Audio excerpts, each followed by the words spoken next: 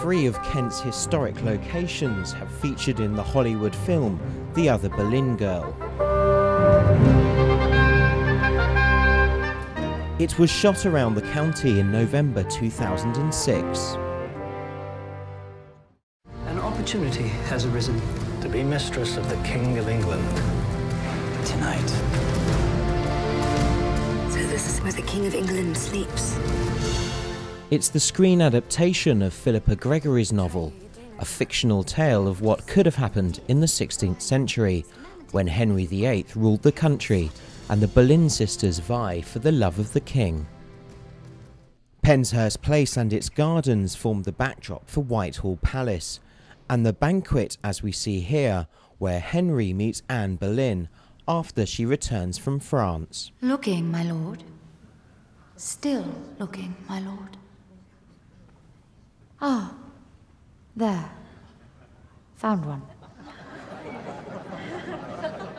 It's quite fun that this room was being used for the Other Boleyn Girl, because Henry VIII actually dined in this hall. What was it like having a Hollywood film crew in your home? Having a film crew around is great fun. They always seem to be stopping to have meals. When filming happens, it's all very quick and slick. It's actually building the set. I mean, this this room was used as for the banquet, with all sorts of full boars' heads and feathers and faux gold ewers and cups and so forth. Because it was the winter time, the house was closed to the public, and it rained, and so there was a lot of mud about, and they parked all their caravans and changing rooms and dressing rooms and so forth down by the shop, which is at the visitor entrance, and then they all had to be bussed up here in minibuses. 2 of Penshurst's local volunteers who made up the 120 film extras were Trish Evans and Carol Smith. What was it like to be in the presence of Natalie Portman, Scarlett Johansson and Eric Bana? One has to stand back. You're told that you mustn't approach the stars at all. But just to see them at that close range, when you've seen them on the television and on the film screen many, many times, it's quite awe-inspiring. From the moment we put the costumes on and had our hair swept back under these very, very severe headdresses called gables, it was just a world away. You stepped back in time, back into the 16th century, and it's amazing how the costumes can make you feel part of the history.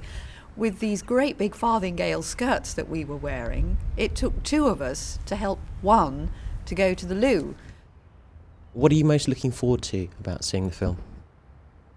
Personally, I'm really looking forward to seeing the shots of Penshurst in the film, to see how lovely the buildings look and to see how lovely the Elizabethan garden looks.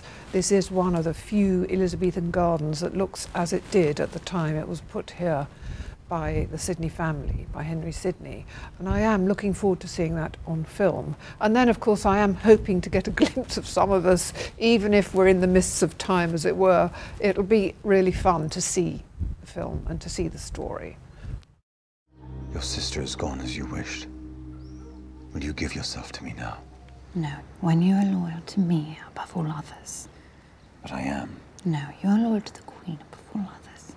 I barely see Catherine. But she sits on a throne beside you, your right hand in matters of state. For appearance's sake only. Still, she is your queen. The stars moved from Penshurst Place to Knowle House in Sevenoaks to film a London scene where the 2 leading ladies travelled in a horse-drawn carriage into the courtyard. The skyline of towers, chimneys and odd-shaped buildings portrays a medieval rooftop scene. This courtyard was covered from side to side in earth on a membrane. So instead of being grass, it turned into mud, in fact, because of the amount of rain that fell, and was to symbolise really the inner courts in London. And we had a carriage and horses coming through the gateway behind me, bringing the 2 girls and the gates behind were slammed shut, being the symbol of having trapped them within London. And so to Dover Castle for the last location in Kent, and possibly the most indisputable scene of the film, as Natalie Portman's character makes her way down these steps for the beheading of Anne Boleyn. The extras were ferried around the county to all 3 locations for filming. What was it like to be at the beheading of Anne Boleyn? It was quite a privilege to see Natalie portraying this moment in English history. It was wet, they were constantly hosing the area down, and the wind was blowing across the ramparts as only it can do at Dover. But in spite of being very cold, you still were in touch with the scene of an execution. The assistant director just sounded, she made the sound of head, just like that, and we knew the head had come off. Most of the filming was done in the keep area. They altered the entrance to the Great Keep by covering up rails, taking certain lighting down, and then that continued out into the actual keep yard, where all these stands were made for all the extras to watch the actual beheading of the Boleyn Girl. It actually represents the Tower of London, and I have actually seen the film, and to actually see Dover Castle sitting there proudly next to the River Thames is quite amazing. It's quite amazing on film. But there's one historic Kent location that the stars didn't visit, despite it playing a role in the story of Anne and Henry.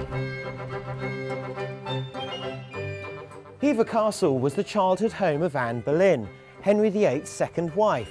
But for some reason, this fantastic location does not feature in the new Hollywood film, The Other Boleyn Girl.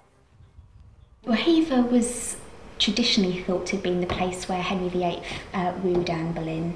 When we heard the news that Hever wasn't going to be included in the Hollywood film, we were astonished, as it features quite heavily in the book itself.